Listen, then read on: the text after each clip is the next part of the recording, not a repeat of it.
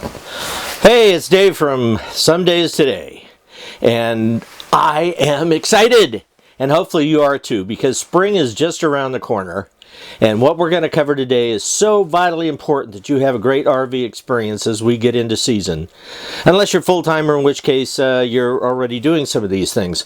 So it's really exciting, it's very informative, and I'll see you after the intro, but I do want to remind you that a thumbs up or subscribing, which is free, and any comments are certainly welcome.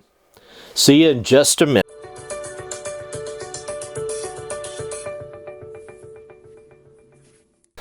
All right, so you made a great investment. Whether you spent $5,000, $50,000, or $100,000, you got yourself an RV. And you're ready to hit the road and start doing some camping. Hopefully along the way, you will have done what I have done, and what most RVers do, is maintain a regular maintenance checklist, which is so very, very important to your RV and the experience you're going to have on the road. Because if you don't take good care of it on the off time, it's going to give you problems during the on time when you're really out there and you're depending on everything to work properly. So remember, RVs are not like cars. Although there is maintenance that needs to be done in trucks and automobiles, it's really different with an RV because they're custom made, they're handmade, they're not automated computer generated kind of vehicles. They need regular care and maintenance, and they need it at least weekly, some attention monthly, biannual, and annually, depending on what you're trying to address. Now, personally, I'm in my RV every day, but I certainly have a checklist of things that I'm going to show you as to what you should be doing on a pretty regular basis, just to make sure when you decide to pack up and head out, things are going to work the way you want them to. It's really, really important. So what you can see now are the various checklists. I've got one for my regular trailer maintenance, and that's got the daily, weekly, monthly items listed out. And daily because I have, like I've already indicated, the trailer here at the house, so I'm able to get to it on a regular basis and just check on things, especially after a storm or something like that. Want to make sure everything's in good shape. And then we've got our checklist here. This is the leaving home checklist. It's about a page and a third long.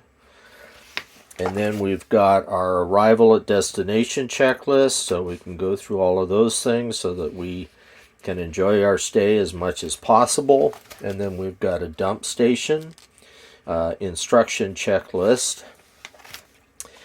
Springtime dewinterizing checklist that I use that came from Airstream Life. Also on filling propane tanks and the protocol and procedures to handle that. And then I've got the actual owner's manual all tabbed out so that I can refer to that on a regular basis. So really the checklists are really important to be using. I know it seems boring and it's like, hey, hook it up and go, but you'll be a lot safer and a lot happier if you use a checklist on all of these various protocols and make sure you haven't missed anything. So we've reviewed some of the checklists and giving you a scope, an idea of what the checklists are like, what probably should be on them to a degree. Every RV is a little different. There's certainly a lot of YouTube channels out there that have and places to find checklists, but what's really important is to customize it to your particular RV. There'll be some things you can totally disregard and delete out, and other things that you need to add in. And then what's really key to the whole process, especially on the preventive maintenance side, is consistency, is spending time with your RV. The more you're in it, around it, testing things, maintaining them, the better experience you're going to have when you're out camping, because you're really reducing the odds of something not working the way it's supposed to. And then the other checklist as it relates to departures, before you actually start the trip, departures from a campground, what to do when you arrive at the campground. And again, there's a number of channels that have some of these things going for them that can tell you some of their experiences, just as I have when I'm out on the road. You need to follow those checklists. It's very, very important. I tell my son when I'm heading out on a road trip, on a camping expedition, I call it, that I'm doing my pre-launch checklist. And that's really the way you have to look at it. I mean, even if you're on an airplane, the pilots are going through a checklist. They've done it hundreds and hundreds and hundreds of times, thousands. But the fact is, they go through the checklist to make sure they don't forget something. And that's what these checklists are for you, to make sure prior to departure, all the key components are looked at, addressed. And so when you pull out of your driveway, you're really ready to go. The other thing to be consistent with, and follow the checklist when you arrive at camp, so you don't miss something that you really need to do, and it goes in a particular sequence so everything gels together.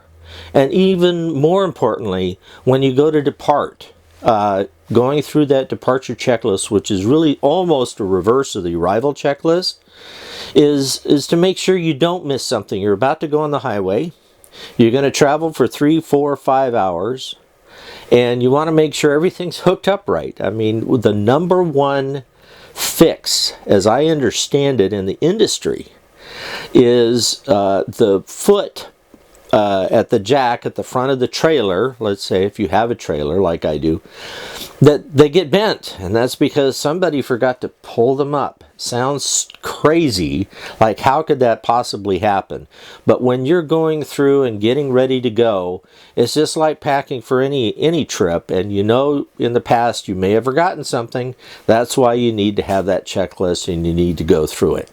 The other checklist that I showed you, and you really need to pay attention to, would be to how to properly handle your propane tanks and make sure that they're full, that they're being purged when they need to be, and following that scope of preventive maintenance for your propane tanks to make sure they're ready to go.